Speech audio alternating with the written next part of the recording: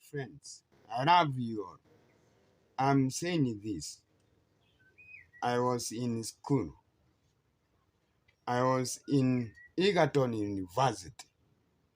They gave me bang, alcohol, and I thought it was good, and I haven't left it up to now. I've gone to rehab for 4 times. I've been to rehab, and I haven't stopped it.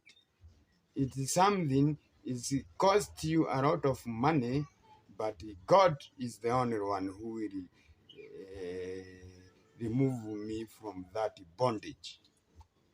I thought I came to remove my people here from bondage, but they deceived me. I loved them, but now I hate them all. You see me, I say like that. It's not me, it's God. And we'll be together in harmony, because still I'm going schooling. Now, help us of what you can help me to leave this alcohol and these drugs. I'm abusing every day. Wine, changa, bangi, I always take them. Help me, how I can stop them. I want to talk more because nature is always talking even it did. Help me if you can. I am who was born by my mom. I love mom. She always come for me here. Help me. Mom is unable now. A lot of money he has costed every month, 50,000. I go rehab. Kisi. She's unable now. Help me. If you can. If you can't, I will continue till I die. All my friends are dead. All of them. I am left with only 2 friends. Charo na Jay. Have another no friend. Help me. We will be together in harmony until we come to where you belong. Jesus Christ. Hey. Amen. So, guys, according to the story of this guy, we've seen clearly how addiction affects not only the person but also the significant others, how it affects somebody's relationships and everything around the person. If it's be it work, be it any hobby, it affects totally everything. And and sometimes even the family members can even assume and kind of neglect this person without knowing that this person might be suffering in their mental health, without knowing that this person might be having issues that were unresolved, and probably this person needed to be helped, and maybe you just limited to alcohol addictions, that you're not alone, and you just try to validate, just let them know that they are not alone. Yes, if you're struggling, if you're watching me, you're struggling with alcohol addiction, just know that you're not alone, and we are not judging you because of that. We know that that's where you found comfort, that addiction you having, taking those drugs, it's not your fault, but there's something that drove you into this. If you can only have somebody you can talk to, somebody who is able even to seek some professional help, who can be able to help you, just remember that these addictions are everywhere, and they affect every race, every kind of background, every kind of social status. So it's good to every time sensitize that There's always somebody who is able to listen, and somebody who can be reached, can be reached out. So how can we help these people? How can we approach the topic of this addiction to them? And one thing is not to be, do not judge, do not be judgmental to them. When you're talking to these people, when you're asking about their alcoholism, when you're asking about their addiction, do not ask as if you're lecturing them. You've been drinking so much nowadays. Why are you doing this? No, don't lecture them. Be kind. This can affect anyone. Anyone can be affected by this. Do not make anyone feel guilty. Do not make them feel guilty. Just talk in a manner that with respect. And another thing that I would like to tell you guys is that do not bribe them.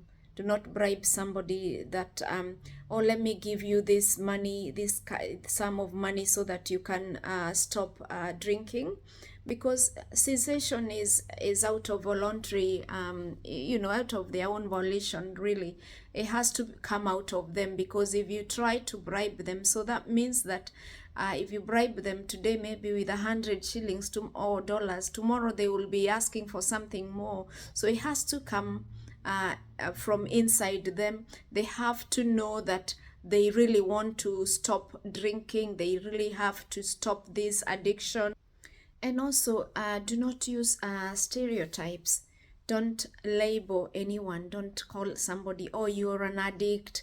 Okay, in Africa they say ati huyo ni mlevi, huyo hata hawezi acha, ni mlevi. We don't label. Just respect somebody with their own status. Just call them respectable names, and don't label anyone with whatever they are passing through. Don't label somebody because they are gambling. You say that's a gambler, or that's a prostitute, that's an alcoholic. No, if you want to come to the level of assisting them, so you don't have to use such words. Just use somebody's name so that you can be able to reach to them. Now, we see when somebody start indulging themselves in addictive behaviors. If you've heard that story, somebody, that guy that has volunteered to give us this story, and also as a way of just telling other people who have not started such behavior that the moment you get yourself involved in such, it's gonna be very hard to come out of it. So, and how it starts just like a joke. It starts like either a social stuff, and sometimes it starts like somebody is stressed and you want to distress yourself, and you say, oh, let me just take one glass. Okay, tomorrow you're like, okay, that one glass will not be helpful. You start taking like 2 glasses. The other time you will not even know how you've ended up being addicted. So it's going to be really hard to come from the stage of addiction. It might need professional help. It might need even to be medically detoxed so that you can be able to come out of it. Some of the people will not benefit from only that. It will be just incorporation of medication and some type of rehab and counseling sessions. This can be really costly, as you have heard the guy saying that every month the mom used to pay 50,000. This is just to help. If you in your family has people struggling with alcohol addiction, this is just to help. Even when somebody in your family is struggling and needing help, for you to know the first stages are something like tolerance has increased. Somebody was drinking casually, socially, but now they've started drinking really much. The other major sign of alcohol addiction is withdrawal. And withdrawal is when somebody experiences like shakiness, alcohol, withdrawal, seizures, nausea, vomiting, insomnia. This is struggle with sleep, or maybe very hard to start sleeping, very hard to maintain sleep, or both of all these combinations of symptoms can also cause depression. Yeah, because depression also, it affects the neurovegetative symptoms, and these are your energy. So you find all this addiction will be affecting your energy, it will affect your sleep. So already it's hitting into the neurovegetative symptoms, and these are the most affected ones, which will definitely cause depression. So somebody started with addiction, but now it's going to cause another secondary problem like depression, anxiety, panic attack, irritability. Somebody will be very irritable, will have mood swings. Let's say like that, mood swings, because and irritable. You're just wondering, why can't I sleep? Why, can't this happen the way I want? Another thing, and majorly affected also, is relationships. Relationships around you will be affected. Can you imagine if somebody is married, has children, this somebody is not even attending to their responsibilities as a father, as a mother, as a child? You find that somebody was going to school, has started to drop off. And my aim here is just to sensitize, so that we get aware. If you see somebody sinking into these behaviors, let's try and talk to our people. Let's try to tell them that if they go earlier, the earlier they go to seek medical intervention, the better. The GP can connect you to a social worker or a counselor. Some things is just about talking. Now, the last bit is where to get help. If you go online, there is New Life Rehab.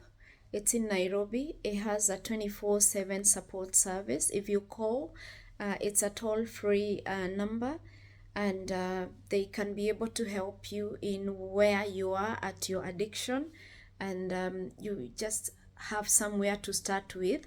The other one is just to go to your nearest doctor, just a GP, and just express your concerns about any type of addiction, and they can connect you with any service that is able to help. I believe there are some free services that can be able to help somebody, all over the country. The other one is Chiromo Lane Medical Center. It's also a toll-free view, psychosocial support regarding alcohol and addiction, any, alcohol and other drugs addiction. So I think, yeah, you can get help from there, or your loved one can get help. Let's try and help someone today. Let's try and help someone that you think in mind that is sinking into any kind of addiction. Let's not just keep quiet. Let's talk to our community people. Let's talk to them. Let's talk to that brother, that that family member. Remember to be empathetic, be very respectful. Don't label anyone with their with the issues they're passing through. Let them see you from a point of respect. Thank you so much for watching. Until next time, bye.